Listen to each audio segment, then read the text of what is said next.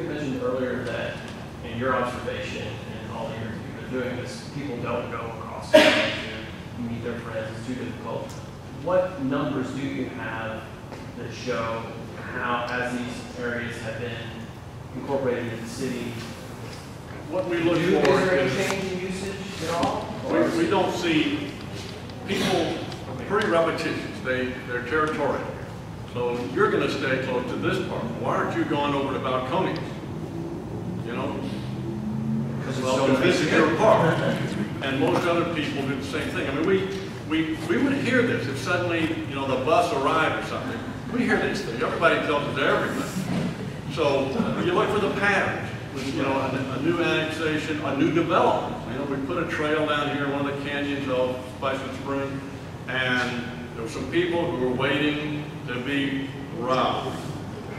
You know, you put in trail, that means it's going to be robbed. We've got no reports. Why is it cheaper for the robber to drive up to your driveway in his car rather than running with the TV down the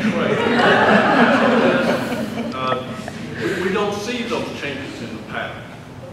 Most people, no matter where they live, sticking close to home. And you go talk to them in those parks, in a meeting like this, and they say, no, what are you doing for my park? I'm here every day, what are you doing for my park? They're not saying, we don't care because I'm over at that other park. So there's really no measurable difference. We don't take attendance, so we don't know that. But I mean, I think you'd hear the reverse.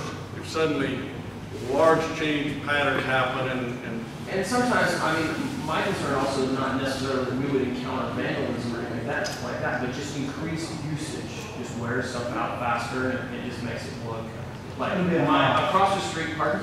It's going to be a lot. Well, right. And across the street from my house is the tennis courts that are off of Morning Dove and concrete, and there's a little soccer field back there. And there's just little fences like this high on these houses, and it's just, and it's barely used. It makes it really nice, and those people are, you know, feel comfortable enough to have these small fences and look out there. And I just imagine, even if there isn't, you know, nefarious activity occurring back there, just volumes of people back there are going to make it a different experience. Not only for those people, but even looking across the street. So that's just numbers-wise what my concern is, just literal wear and tear. and we can't guarantee you anything on this. Our observation has been, you're the people who are going to go that far.